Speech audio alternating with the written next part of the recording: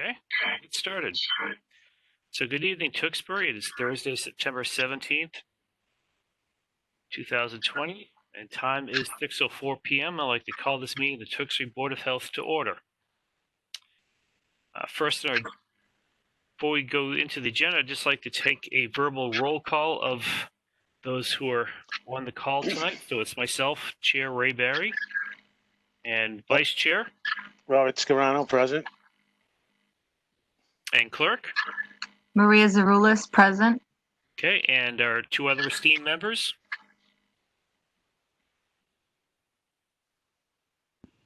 Charlie's here. Okay. And Dr. Boucher? He might be in one of those zones.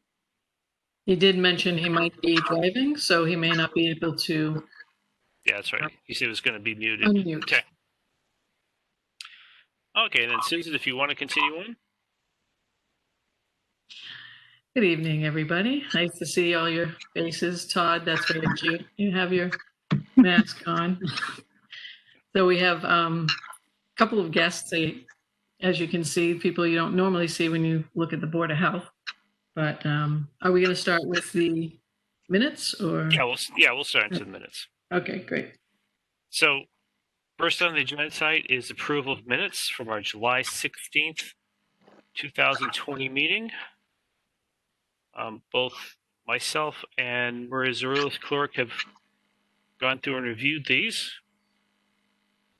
So I guess I put it out to the members. If anyone has any comments or questions about the draft meeting minutes as presented tonight.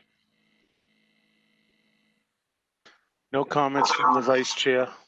Okay. Nothing here, Ray. Okay. Nothing here, Ray. Okay. Thank you all. And Maria? No comment from me. I'd like to put forth a motion to approve the minutes from July 16th. Okay. And someone like. Second. Okay. So Bobby second. So motion's been put forth and seconded to approve the minutes of our July 16th, 2020 meeting as submitted. All those in favor will signify by saying aye. We'll do a roll call vote. Vice chair, aye. Okay. Maria Zaroulis, aye. Mr. Rue? Aye. Dr. Bichetti? Aye.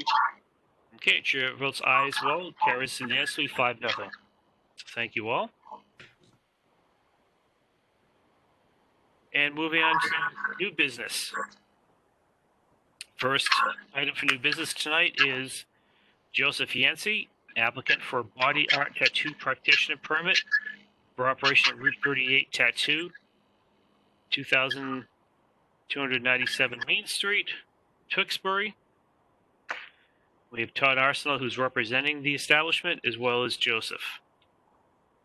So, Susan, anything you'd like to mention about the applicant tonight?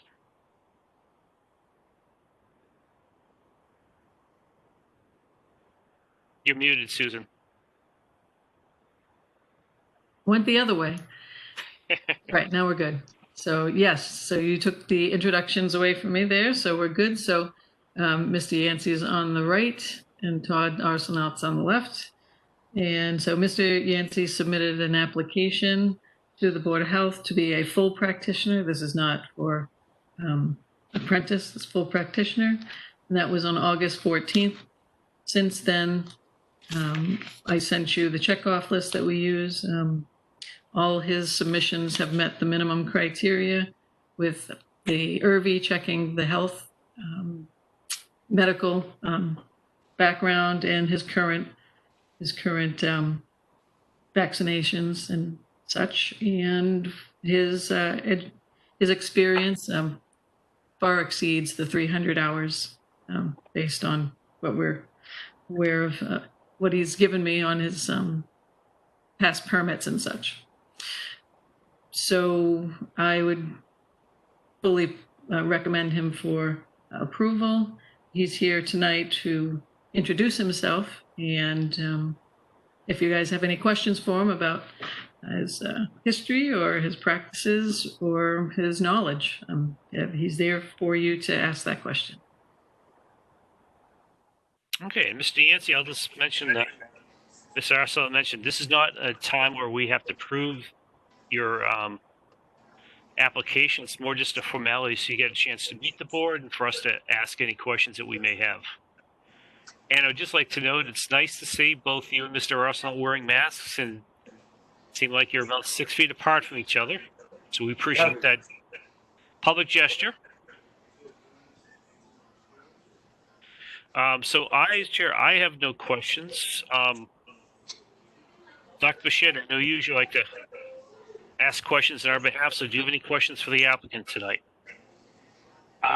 No, I do not. Based on his experience and the good reputation Todd and Route 38 has demonstrated over the past 3 years since we first gave them their license, and I am comfortable with it. I'm very sure that Mr. Yancey is well aware of the infection control procedures that Todd has, and so I don't have any issues. And based on the recommendations, I just welcome to the community on my end, and we'll see where we can go for a vote. But I believe we should be all set there. Okay. Do any board members have any questions for the applicant? Vice Chair has no questions. Okay. Brewer and Charlie? I'm good here. Okay. Welcome aboard. Thank you very much, everybody. We try to make this Welcome a aboard, painless Mr. procedure. Yancey. Thank you. Thank you again. I hope everybody's healthy, and we'll see you soon. Sounds good. Take care. Thank you both for Good luck, joining us Todd. tonight. Likewise. Bye-bye. Thank you, Todd. Joseph Lisa will be sending your license to their permit to operate tomorrow. Thank you very much. Have a And great weekend. just to mention, this is an annual permit. So here it is September. It's a 2-year, so you won't be renewing this December. It's the next December. So 2021, then that's when you'll renew.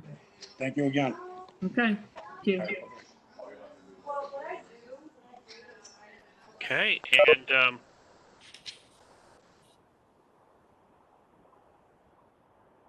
next up for new business, and I apologize if I mispronounce your first name, but is it Paratosh? That's correct. Okay. Okay. So Mr. Paratosh Patel of Richdale Convenience Store, 1899 Main Street, for violation of minimum cigar pricing law, section 11.6.1 and 11.6.3A of the Tewksbury Board of Health Regulations, restricting sale of tobacco products. And joining us tonight as well is Ron Beauregard, our tobacco control officer. Did I give you a promotion? Nice to see you without your mask, Ron. The last time I've seen you each time is with a mask. Thank you for joining us tonight, Ron. Great. Well, thank you for joining us. Yes. Upon an inspection by Shannon Sullivan, the town sanitarian, it was identified that Mr. Paratosh has a section in the back of the store with wonderful humidors. You might want to check it out if you happen to be in the cigar world. But on that was a sign that said, purchase one cigar and receive a second cigar for a penny. And so as part of, and she was there for a regular inspection, food inspection, which he sells very little as a small convenience store. But she reported that to me, reported it to Ron Beauregard, who sent out a violation for $100. And then in the town's regulations, we require even a visit, even for a first offense. That was a change a few years ago.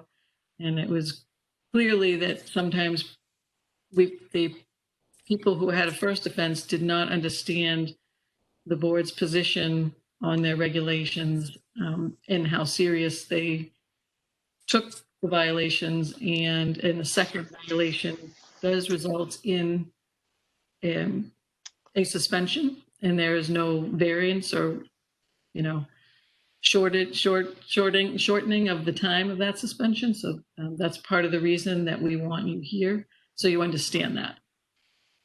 Did I get that right, Ron?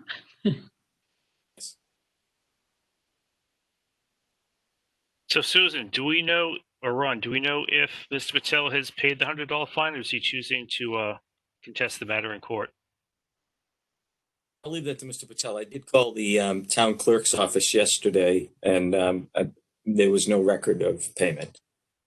I have paid it like in this morning or afternoon, I believe. I had advised my my manager to do it like last week, but he for some reason couldn't get around to it. So I apologize for that, but it was paid today. Okay, just more want to make sure that whether you were planning to contest the matter in court on it. Okay.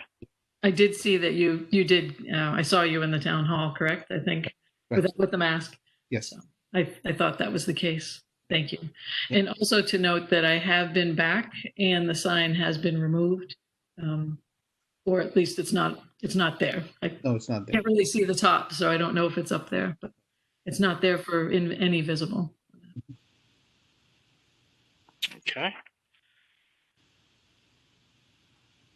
So Ron, is there anything you wanted to mention about this item tonight, or maybe partly for educating other tobacco retailers in town? Well, that is the focus, and Mr. Patel understands that our focus has always been education. Mr. Patel, could I ask you a question in regard to the type of cigars that were in the cases? Were they predominantly at their regular price? Were they of the cheaper variety, or were they of the more expensive variety? They're all premium cigars. So like the least expensive cigar is around $8. So like both of them combined would be around $4 each, if you look at it that way. So that's why I didn't think it was going to be an issue, but I really apologize for that. Because if you combine, I know for 2 cigars, it has to be at least $5. I am aware of that. And then for 3 cigars, it's $7.50. So, which I'm also aware of that. So this was a little bit of that's why I don't do that to the cheaper cigars. This was only to fully promote just the premium cigars, because that's something new that we added at this establishment. So that was all my intention was. And that's what I thought it may be. And upon further thought of this, it's just, of course, as you understand the regulation, why it's there. But the same, if it is the more expensive cigars, I just feel badly that you could have perhaps, and you're the entrepreneur, so you could tell me if I'm going adrift here. But if you did just make the cigars cheaper themselves, like in other words, you could go down as low as $2.50. I don't know whether you achieve the same result or not, but it's just this. This is not, and I want to let the board know that this is not a situation where someone is taking the cheap cigars like Swisher Sweets, Black and Milds, the Dutch Masters, the White Owls, etc., which could be, people buy those in a legitimate fashion, but they all are, because of the earlier issues of flavoring and in the low prices. The common prices used to be as low as 69 cents and that sort of thing, $1.25 for Black and Mild.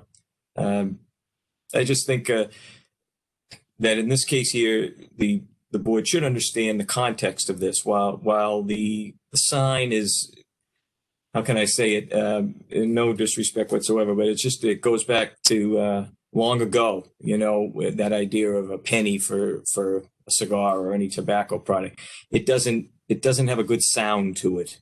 And especially in your case, while you're not currently operating as a retail tobacco store, right? As an adult only The convenience Convenience store. So just so and I think you do, because we've conversed in the past. The purpose here is to just try to have that level playing field, and more than anything, just not for other stores to mimic that sort of a sign. Perhaps not for the more premium cigars. So, thanks for understanding our position on this, and I don't know. I have to say, I feel better knowing it does. This is a local regulation, not incorporated in the state regulations of 105 CMR 665, which carry very hefty fines of $1,000. So I'm glad we're not in that stratosphere. And while $100 is not de minimis, it's also not as devastating as a $1,000 fine. So thanks for understanding our position on this. Yeah, I understand. And Mr. Patel, just so you understand too, the basis of why we have the tobacco regulations we do, the whole goal of it was to try to do our best to ensure that people under the legal age do not have easy access to tobacco products. I understand. And obviously one of the more common things or attractive things are the cheap flavored cigars. So Right.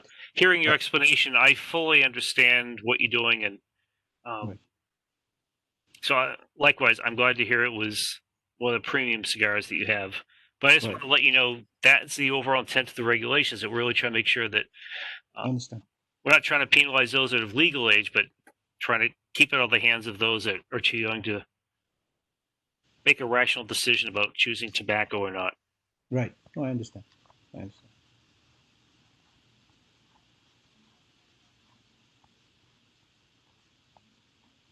And just for my curiosity, what is your method for checking age, or what's your policy for age checking customers that go in to purchase tobacco products there?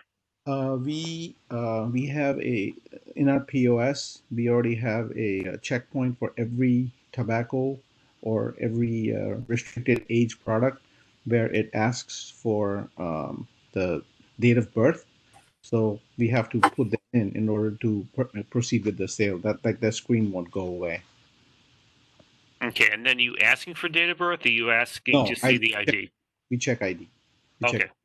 Anyone who looks under the age of 40, we would check ID. Even though we see them every time, we still ask. So it's just Okay. a general We policy. have something new on that, Ron, with the new regulation.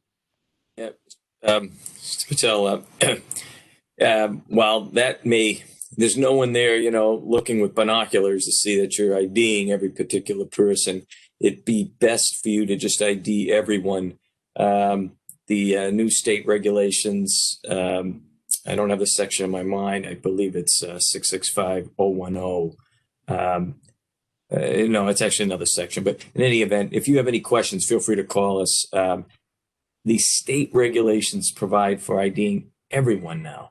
And the purpose of that, I think, is just not to leave anything to chance. A lot of times when compliance checks were done, not your establishment, other establishments might be saying something like, oh, he looked too old. So I think what the state did is they just said, we're going to just dispense with we're going to go with the Fenway Park rule. So just be aware of that. So even if the customer is, say, above 60 or something like that, I'm still to ask for ID. I'm obliged to tell you that the regulation is such that you're supposed to ID everyone. Okay.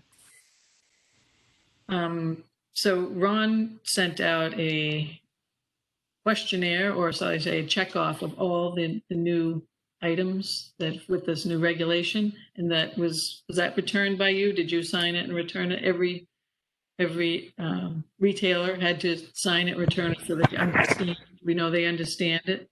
Correct. Yes. I left it with your manager. Yes. Yes. Right. So, okay. I did. So just so you know, so when we put a very nice document together, just because there were a lot of changes, Right. and we needed that our current permit holders to understand and acknowledge Yes. that they understand all these changes regarding, flavors and menthol and Cardol. So thank you for doing that, Ron. Welcome. Mr. Patel, just double check on that. Be sure you sign that. I'm not sure we have it, but I might be mistaken. So Do you have a question as to whether you did or not, or you might be mistaken? I did. Okay. Thanks. Okay. Any other board members have questions for Mr. Patel? Vice Chair has no questions. Okay. I have no questions, Okay. Tony. Thank you, Tony. Charlie, Bruce, any questions?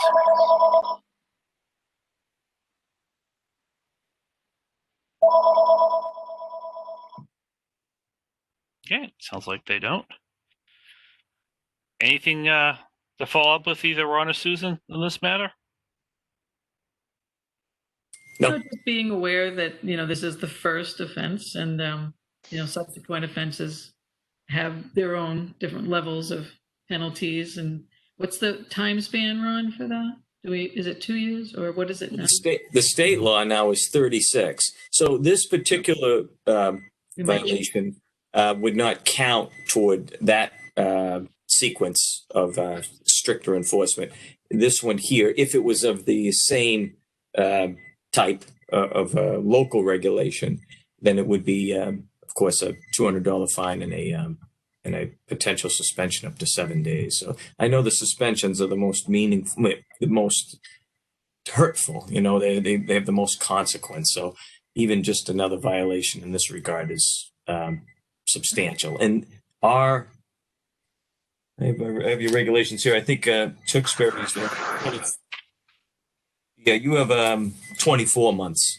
So it's a little confusing for most of the issues involving tobacco control, sale of flavored tobacco, sale to a minor or someone under the age of 21, not having a manufacturer's document to establish that your products are not flavored. All of the major policies are going with a 3-year look back. So that's tougher as well. Things don't go away as quickly and they count as a violation. So just something to really, this is something the state did, not the town. So we're saddled with enforcing it as well as the state inspectors too. So I have nothing else. Okay. And then, Ron, while we have you tonight, and I thank you for joining us tonight. I know one of our prior meetings, we had talked about the new tobacco regs and the changes and just what, if any, changes we would need to make in our regulation to be compatible with the new state regulation. So not necessarily something you have to answer tonight, but sort of like to get an idea of, I think you'd mentioned before that there would be some things that we should look at modifying or updating to be more in lockstep with the state. Yeah, of course, the tolling period is one. But yes, we have available from DJ Wilson and Cheryl Sabara model regulations that will sync more closely with the state regulations. I can send those to Susan if you'd like. I know during the elephant in the room is COVID. So I don't want to hastily push this upon the board. Yes, our goal is to have those regulations to you so that way at a pace that's suitable to you, we can be more in sync with the state law. Okay. And then in terms of the other member communities that you serve in your area, your guesstimate, how many have already updated regulations or most been sort of taking a hold and let's get past the COVID and then we'll look at updating the regulation? It's the latter approach. And the one thing I like about so Tewksbury is up, is there for the top, in terms of where you are in your regulations for strength.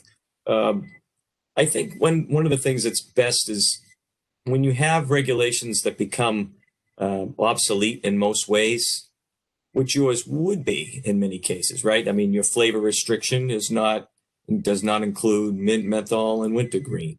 Your the age to ID says 40, as opposed to there's a provision that says no outside any tobacco that is behind the counter is not permissible. So there's a variety of, and of course, as I mentioned, the manufacturer's documents. The one thing that I think is best, even if it's not for purposes of the enforcement. I mean, we can, the state law provides for local enforcement and relies on it. I think what is good is to not have the retail community have to hold on to pieces of paper that in most cases are meaningless or contrary to the state law. It just could cause confusion. And that's actually one of the reasons why we put together one of those retailer statements to be signed very much for educational purposes. This is not a way of force reading or force feeding of the knowledge of these laws. We wanted to highlight, I would think, perhaps the 6 most important policies. And that is mint, menthol, wintergreen, no flavored tobacco, no flavored vapes, ID everybody. Can't sell a vape that has over 35 milligrams per milliliter of nicotine if you're a convenience store. It's reserved to the tobacco stores. And then this very important manufacturer's document that is basically prima facie evidence that the product is not flavored. This has been valuable as much as difficult for the retail community because it's taken off some major items, just the ones that roll to the top of my head. Game Green, I believe Game Blue, Black and Mild Jazz. I mean, there's a variety of items that are not on these lists. Ergo, they can't be sold. So it just it would be helpful for us all to get on the same page, so to speak, literally, so that when we're handing out the regulations, the local regulations, while it will have pertinent things to the local community, it will echo what the state law has to say. I appreciate that because I think as everyone's aware, and it's more for the people that may watch this now or later, local boards of health can promulgate regulations that can be stricter than the state, but cannot be weaker than the state. And since ours are weaker than what the state has right now, then we really need to get ours up to date so that we are matching the same coverage level the state has. Yes. Okay. So we will work on that. So thank you very much, and thank you for offering to send the information to Susan. And thank you for your time, Ron. Very welcome. And Mr. Thanks. Patel, good luck in your future. Thank you very much. So, Thank you, Ron. yes, thanks for coming, Mr. Patel. Thank you. Mr. Patel. We're okay to leave now. Okay. Good evening. All right. Take care now. Thank you. Bye-bye. Bye-bye. So, Ron, I wanted to mention, because we have mentioned in the past that we were underfunded by the state a bit.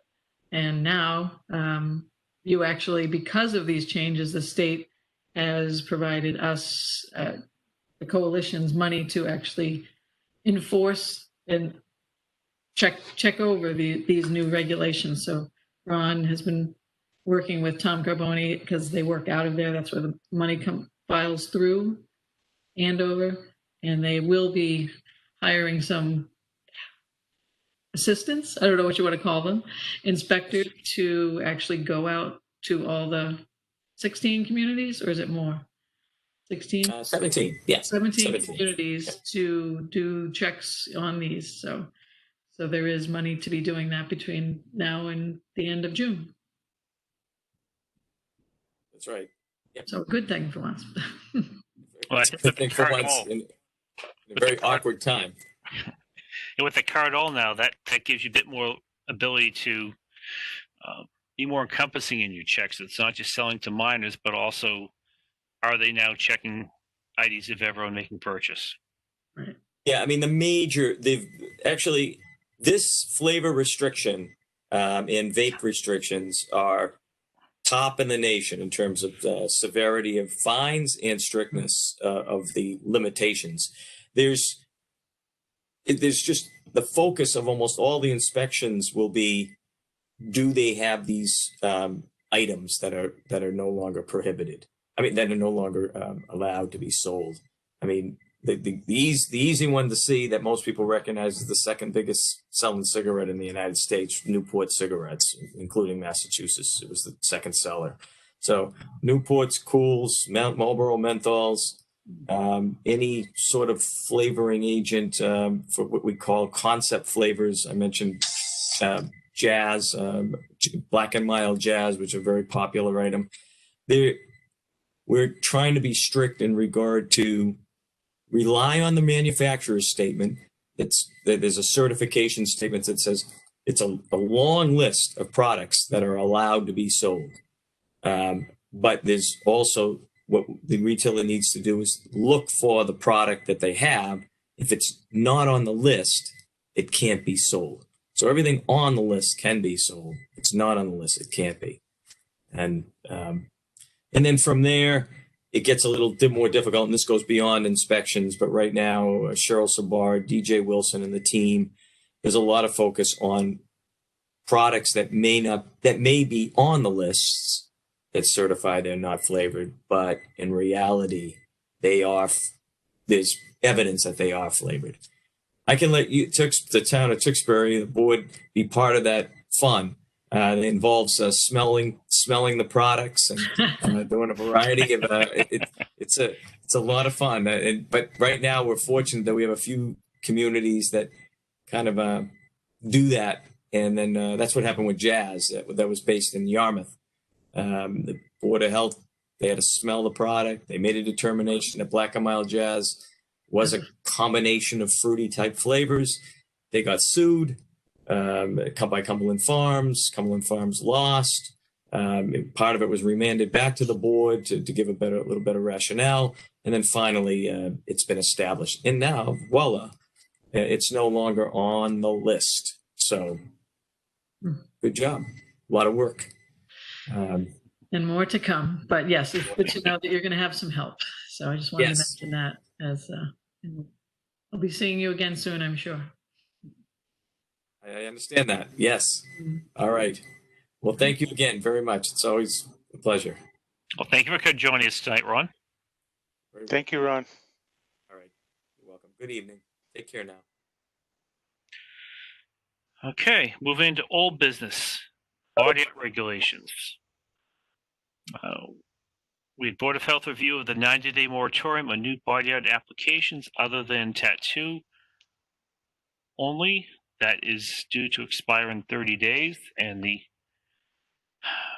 back at the July meeting, the intent had been that this would give us time to get the body art regulations rewritten before we came into the flu season and potentially COVID season around 2. But COVID has prevented me from doing that, just everything I'm doing for my school. So I guess I would entertain and open up for the board members that we just continue the moratorium until the end of the calendar year in hopes that we're able to get the regulation rewritten before the end of the year. I would agree too, Mr. Chairman, based on a lot of things are changing, even with CDC guidelines and what's happening with COVID. And I feel that right now, as a community, we've got the body art, the tattoo situation under control, and because of these somewhat confusing times to everyone and time constraints, I would agree with you by extending it through the end of the year, and hopefully we'll be able to see where we are then with where we are with the COVID-19 as well, because I've been reviewing the documents and trying to put some things together, but as also I'm involved in healthcare, and right now we have other issues that are going on, and I feel that for the most part we've been doing pretty well where we are, and I think there's just been delays in general with what's gone on with the COVID-19 situation, and I'm okay with just delaying it. I don't, there might be a few people that may be a little frustrated, but I would say that they're just going to have to be patient and bear with us. We're trying to do what's best in the interest of public safety, and we're trying to do best in the interest of our community. And I think that most people would agree with us. Okay. Well, thank you, Dr. Fischetti. I agree with that. I think it should be extended till the end of the year. I'm just curious, have we had a lot of applicants for body piercing recently? No, No. not a lot of. Question, Maria. Good question. I was just curious. We have inquiries now and then. Yeah. And it's not just body piercing. It's the microblading, opening their new microblading places. They're often feeling out. I think they're town hopping, checking to see where it's the easiest to start. And I think we need to have a good position on body piercing, and I think the discussions need to be had too. But at least now I can say, I can answer the question. Okay. We're on that, but it doesn't negatively affect our current people, I don't think. But I think that you all have a certain ideas of when you want to have medical oversight and when you don't, and depending on which way you go with the body piercing, you may or may not require that, or you may not have it at all. But that's going to be between But I think we all are giving everyone a break. Look at the courts. They haven't been able to do anything. So many people have to be patient. So life is getting on, but this particular thing, I think you have thought about a long time, and I don't want to see all Ray's thoughts, not come to fruition. May I get more applicants? May I add one more thing? And that was a great point, Maria. Thank you, and Susan, thank you. I think that when people want to see kind of if they need to have an idea of the direction we're going, I think that they should look to where we already are. I know where we are with the one of the licensed people already. They've got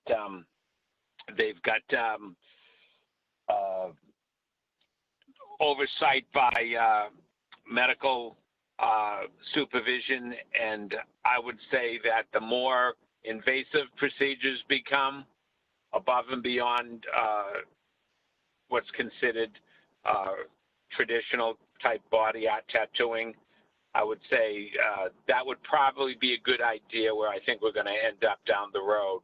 As a board, we've been thinking of in pretty much similar fashion that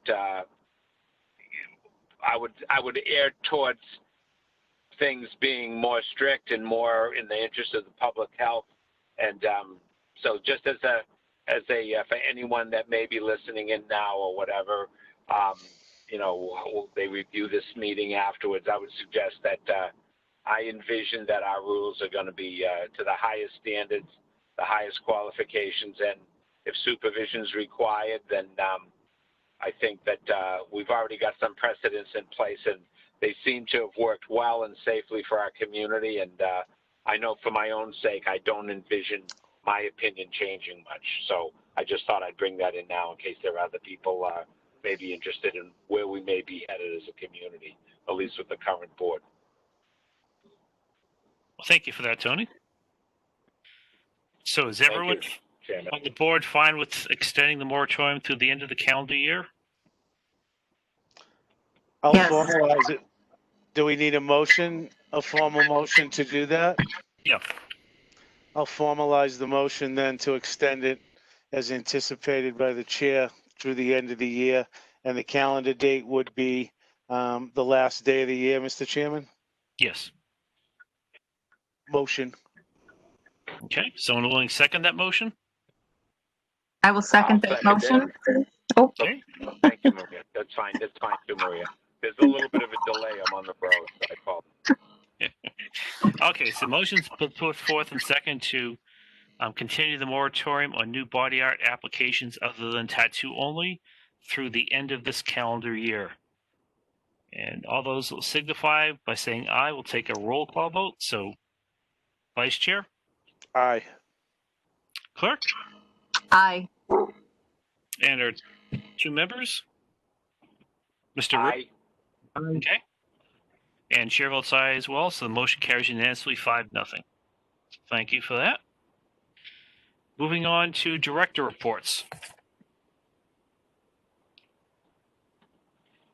Susan, I'll turn it over to you. Yeah. Well, thank you for taking that action. It's nice to have something that is more black and white. There's so little black and white right now. And yet there's so much, with the COVID updates on a daily basis, it seems, and changes, that it is very confusing for us. So it's nice to have something that I can answer fully. So when someone calls me about that, so thank you for that. A lot, of course, is changing with schools opening. All I can tell you about yesterday's and today's activities at the schools is I didn't hear anything negative from Tewksbury. So that, as far as no one called me for any major catastrophes. I know that Irby, I'm sorry, who couldn't be with you tonight, she did say that Kelly Constantino, the lead nurse, did let her know that everything was moving as smooth as possible. They are identifying some, technical issues, like how do you take roll call on a Zoom call and things like that, that they hadn't really talked, but nothing medical yet, as many of the other communities have had. The superintendent's task force, we meet every Monday on a Zoom call, and I tried to summarize with them what the DESE rules are right now regarding many different scenarios. They put out documents on every different scenario, not every, but many different scenarios, whether you'd have, one person on a bus positive, would that mean the whole, what it would mean if there was 2 in a classroom over a 14-day period, what would that mean? So we walked through those scenarios. The one thing that I'm hearing in the news that kind of bothers me is that it doesn't seem to follow the DESE guidelines at all. It's following a lot of fear and, and anger. In some ways, I think there's a lot I heard today on the news that was upsetting. But there are, all these documents are sent home, and I know that the parents have access to all of them. So if a child comes home and says, someone in my room has been diagnosed and my person next to me is now a contact, parents should be able to open up that document and say, well, why isn't my kid home? Well, it says right here that that's not what you would do.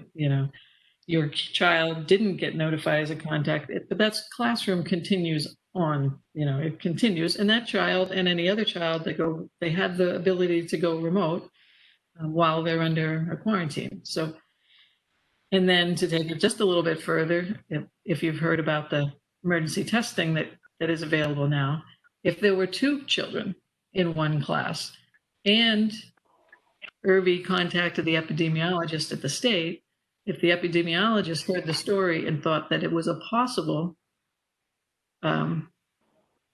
connection of these 2 cases within that classroom, then the epidemiologist would make the decision to activate and approve the rapid response testing team, which don't know if they've given out that contract yet, but this is the plan. Someone like Fallon or someone would be contracted. It wouldn't happen that very second. So there's a process. There would have to be approval, sign-offs from parents. Parents would be able to accompany their child. They wouldn't get tests themselves, the parents, but the children. It's clearly that people would be coming to the site, so there would always be supervision of school personnel with any child that was tested. All that, it will all be tested. This whole system will be tested, but those tests are for people they're not the identified ones. They're not the contacts. Those people would already have been removed from the class. These would be anyone else in the classroom who either parents wished to be tested or we felt would make sense to be tested. So that's how the rapid response testing is to be. And it is the PCR testing. It is not rapid antigen testing, which is more of kind of, it has a lot of false negatives, false positives. The PCR, as Irby says, is the gold standard, but it's a 1 to 2 day testing. So, as a group, as a task force, we try to understand all those things. And then, of course, lots of conversation about classes and things that I can't get involved in. It's too complicated for me. I don't know how they're going to do it. I'm amazed the schedules that they're proposing, and wish them all luck. So I can't, if you haven't seen those documents I can send those to you all so you can look. Some of them are long, but some are fairly short, and they give scenarios on when those things would happen. So. And how that relates to the red, yellow, green issue, and gray, which is what the state is classifying using our cases per 100,000 over a 14-day period. And the governor is saying what they really want to look at is not just 1 week, like if it were to go red this Wednesday, they really want to look at 3 weeks worth. So if you've had a low, you've been green, and then a little uptick into yellow, you shouldn't be a dramatic move so quickly. You're really looking at the consistency. And they would look at us and look to Irby for advice and information on what she thought. Was there an uptick in a nursing home? Was it related to a party? We've heard those things. Anything, we would discuss that and give our advice.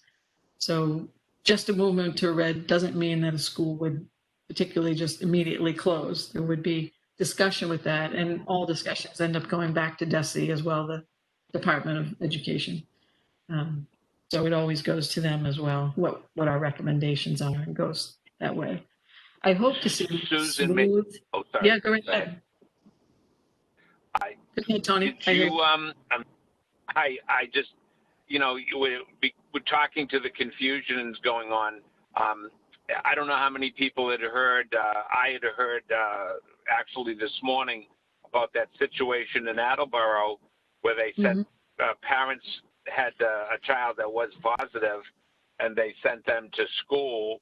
And I think that probably might be interesting to follow up. I had only heard about it today, and I think it was this week, to see, because I believe the state's involved in this situation as well as the community of Attleboro. I only heard it on the news, and then it was fading in and out, but I did hear it 6 o'clock this morning on the news, but I don't know what else transpired today. I was under the impression that more findings were going to be coming out of this. I believe it's the first case in Massachusetts where they actually had people knowingly send their kids to school with a confirmed diagnosis, and then I don't know what's transpired since. I was busy today, but I have to say that I always hesitate to believe the first story I hear, because it's not always perfectly accurate. I don't really know where that lied, so I don't want to count. I don't want to say what I did hear, except for Irby did say something that it may have been that the test had been taken, but the results had not been issued until after the first day at school. So there was a question about whether or not, yes, it would have been prudent to not have that child to go to school, but whether or not they knew the child was positive, there have been different reports. So I'm sure everybody else who's watched the news recently knows a lot more than me, but you're absolutely right. There is a lot. The state would have to be involved in that, and people are very angry and upset if someone did that deliberately. But we all know that sometimes people make wrong decisions, and sometimes they do make bad decisions. And whether that's a crime or not is not for us. But I would say that you'd also have to separate and really stop and think, okay, we don't think about just what the parents did or maybe did or not. Okay, if the school was set up in a way with every protection, children were not sitting next to each other near the bus. You know, they're all 6 feet away. They all wore their masks. They all sat apart at lunchtime, facing one way. I don't, you know, I'm just saying all these details. There, you know, if people do get in the swing of doing those things, you won't have 30 contacts. So I think as we had a problem with teachers being too close, I think we're all going to realize what it takes to be a contact. I think it's actually something to look at in our own daily behavior, to say to ourselves, if someone called me today and said, I'm positive, or I had to take a test and I was positive, who in the last 48 hours would meet the criteria of being 6 feet, within 6 feet for 15 minutes or more, whether you're wearing a mask or not. And if you're not wearing a mask and you were bodily fluid direct, you know, it didn't matter the time. But if you pace yourself and slow yourself down and really, you know, you can stay away from people in many, many circumstances. So as upsetting as that decision happened, they really, hopefully, and I think they did probably look and see, why did they have so many contacts? I think it's a real learning, there'll be a learning curve for us to understand contacts. Well, I'll just add what we were doing at my school, which is not in Tewksbury, but everyone at my school, students, faculty, staff, have to complete a self-attestation form on a mobile app. Then the two entrances you come into the building, we have thermal scanners, so it scans for forehead temperature. And then anyone that doesn't have the mobile app, they also get a temporal scan to check their temperature. So granted, temperature is not the only way to tell if someone has COVID. It's just one if they're showing symptoms, but we're sort of taking every approach to make sure that we head things off from even getting inside the building. And the other two parts are, well, everyone at our school, we've done a really good job of communicating how folks are supposed to be distant. We have tape lines in the front of our classroom for where the teachers can stand behind and teach. It's tough because old habits are tough to break. Mm-hmm. And kids will be kids. And when you haven't seen someone for a while, no matter what the age is, you want to try to come up to them and say hello and check in with them. So part of it is really, well, we have the rules written and people know what they need to do. Mm-hmm. It's so easy to fall back in old familiar habits.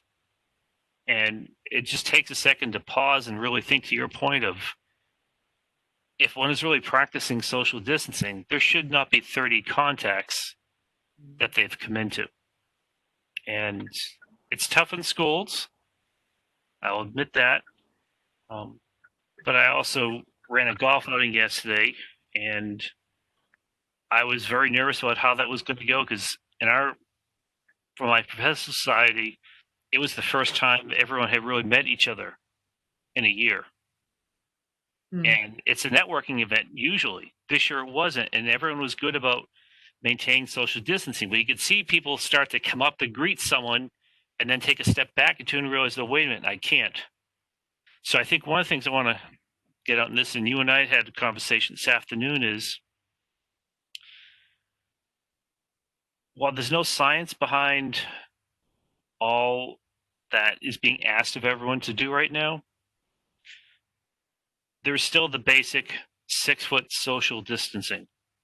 And you really have to look at, people may not want to be enforcing because they don't necessarily understand why, or there's no science behind why we're having to do certain things. Just there's a proclamation we have to.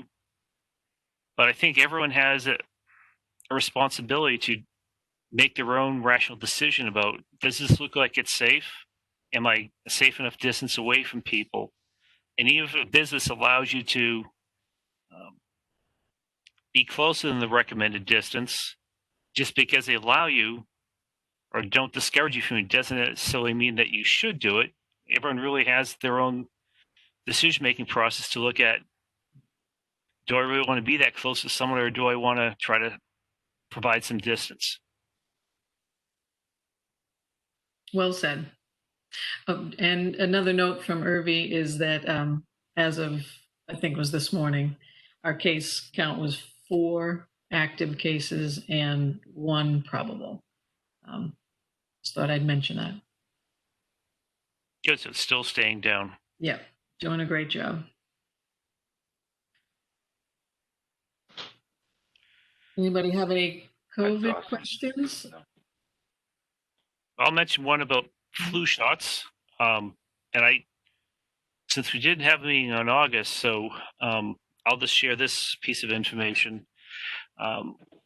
When my wife tried calling 2 of our doctor's offices to see when could she and I get in to get flu shots, we were told by both medical offices that CDC has canceled orders of flu vaccines for medical offices, and instead they're directing anyone that's looking for a flu shot to go to one of the pharmacies, be it a CVS or a Walgreens or whatever other local pharmacies may be that are giving it. So with it, I would just recommend to anyone that's out there watching tonight or afterwards that if you are looking at getting a flu shot and you've routinely gotten it from your physician's office in the past, you may want to contact them and just see, do they have any doses, or are you going to be directed to go to a local pharmacy to get your flu shot this year?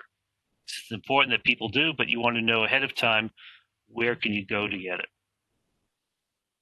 And traditionally in the past, boards of health handled all the vaccinations. Everything came through our office and everyone came to our clinics. And then over the last, I don't know how many years, when CVS and them started getting into the game, many communities who have small staffs like ours really tried to just focus on the seniors. And so really, we do not get a large amount of vaccine. We do not get a state supplied vaccine. We only get vaccine we purchase, and then we have to put in for reimbursement for the next year. So state vaccine is not available. It would be available for children, but we're not working with the schools for doing with anything like that. But they don't supply it for adults anymore. You have to buy it.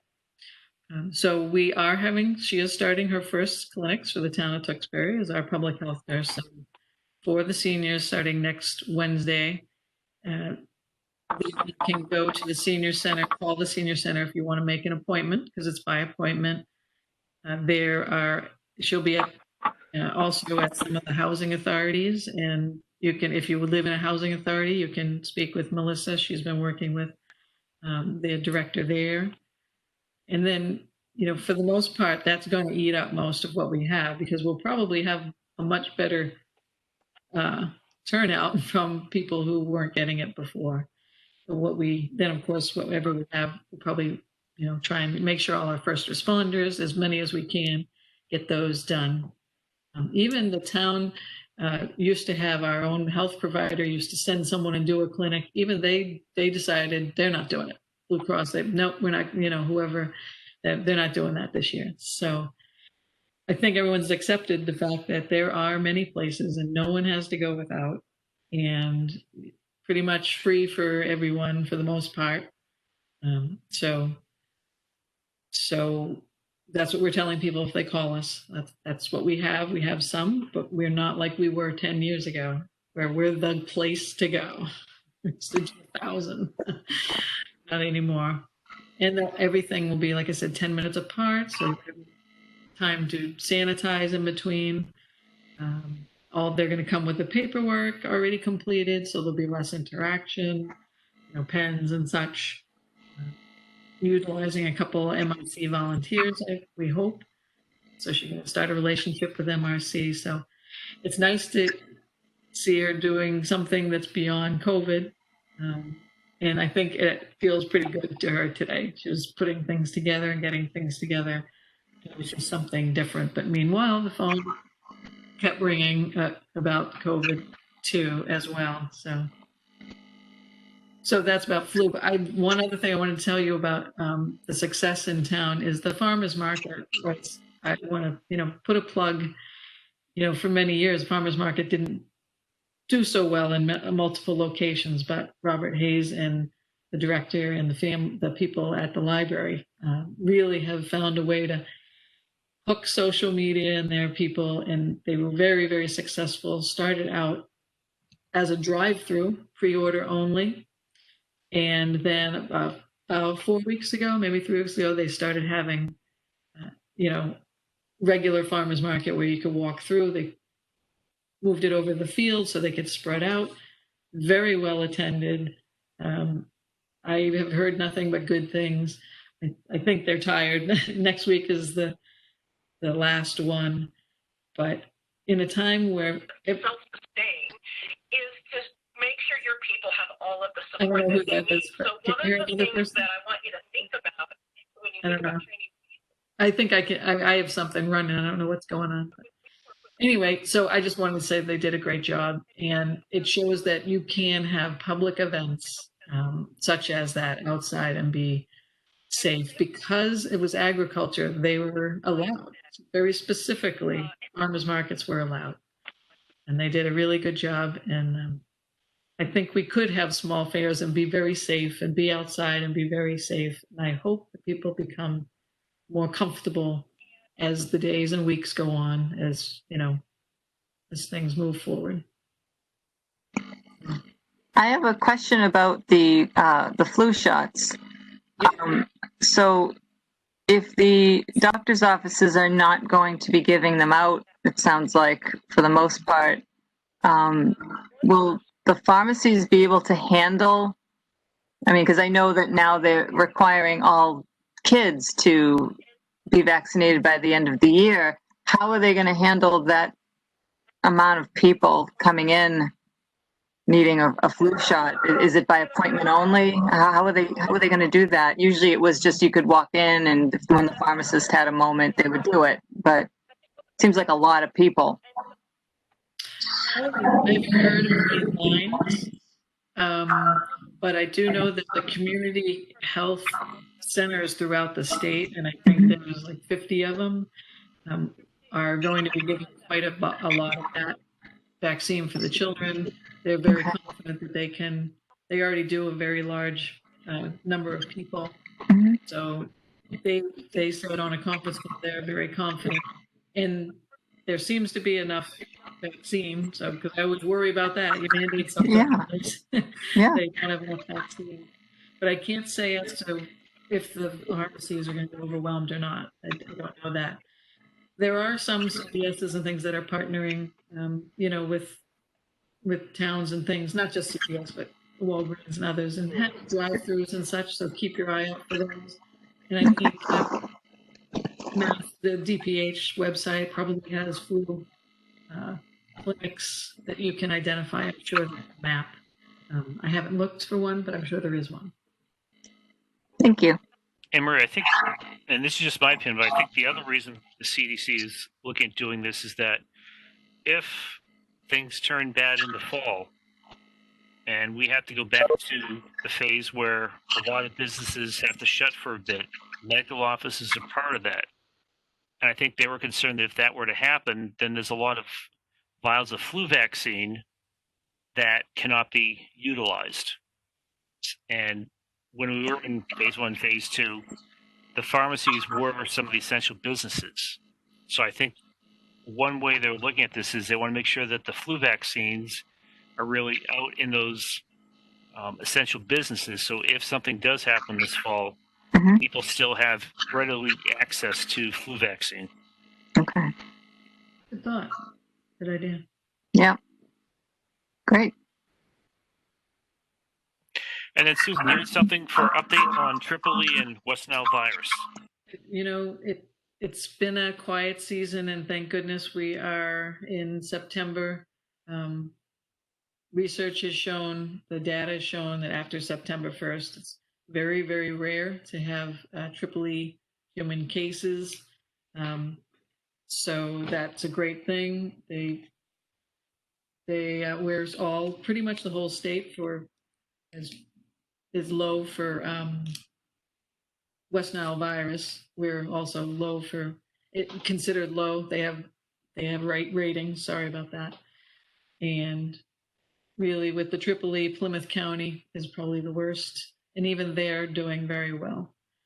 We still have to advise people to, be careful at dawn and dusk.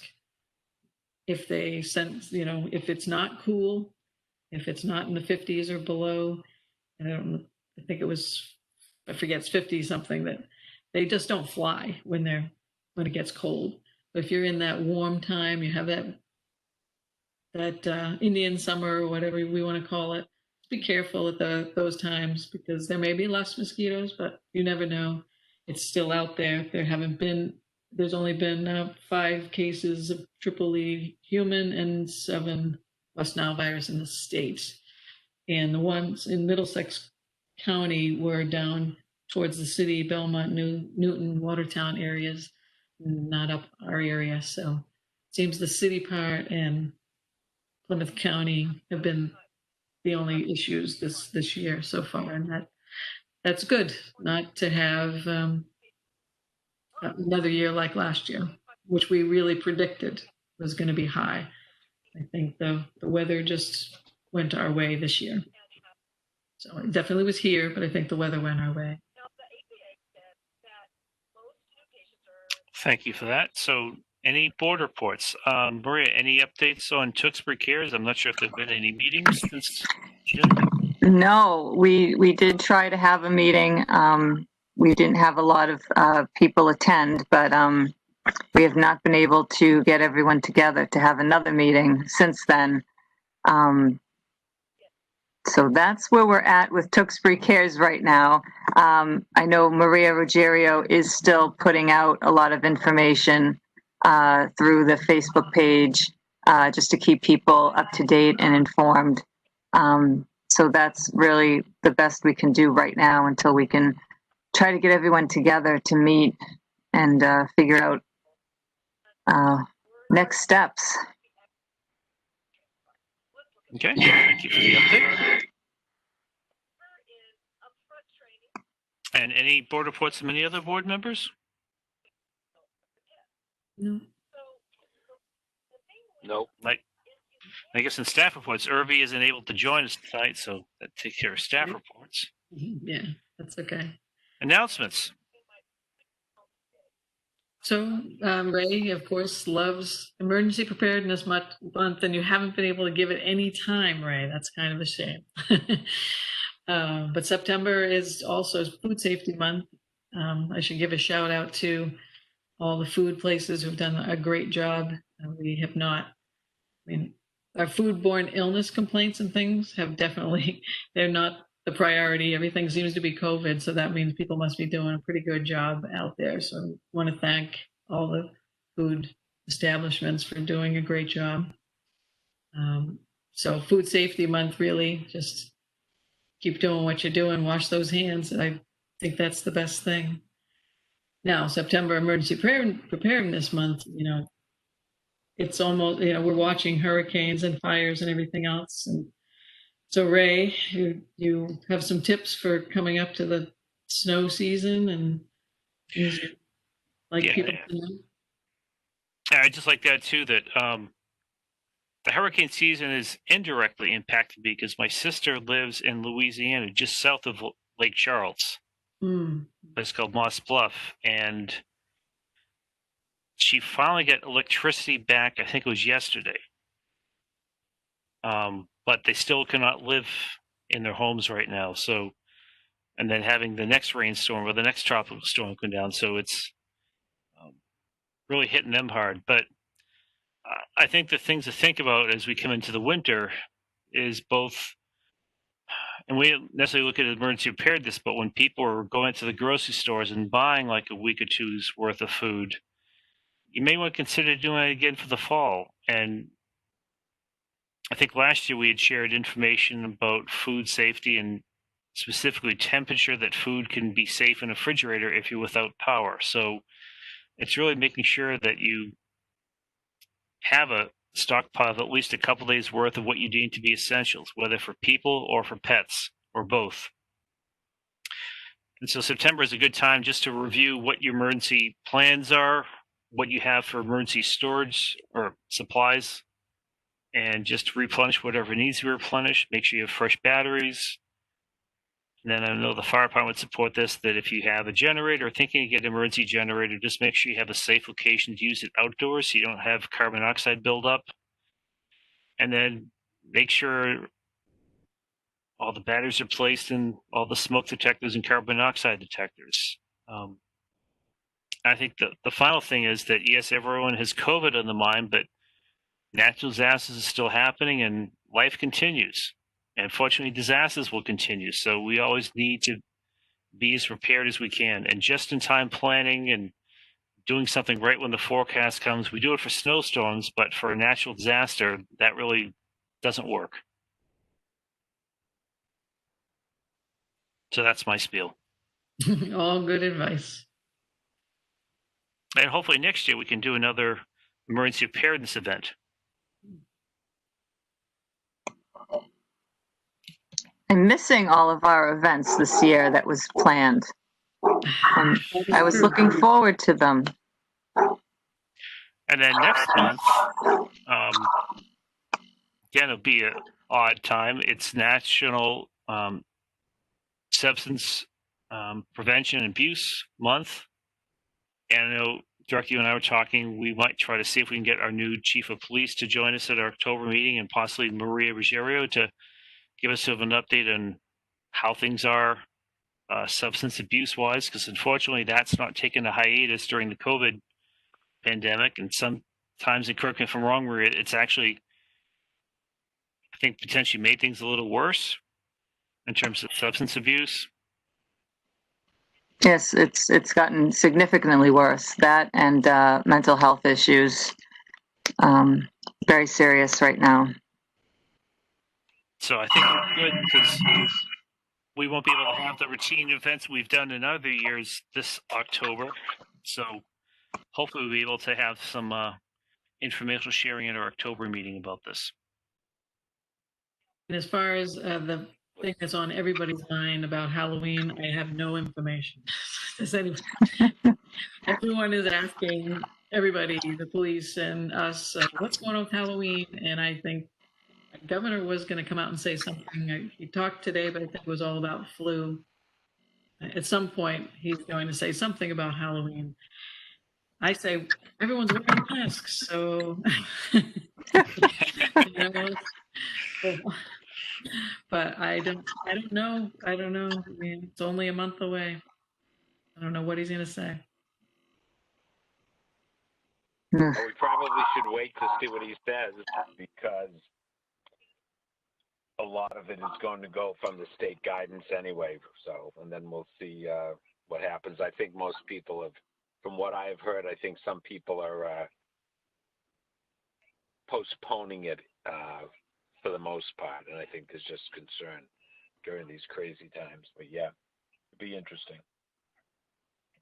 I can remember a year or two ago, I think due to weather, we had to postpone Halloween. So it will not be the first. And I'm sure, unfortunately, it will not be the last time we may have to.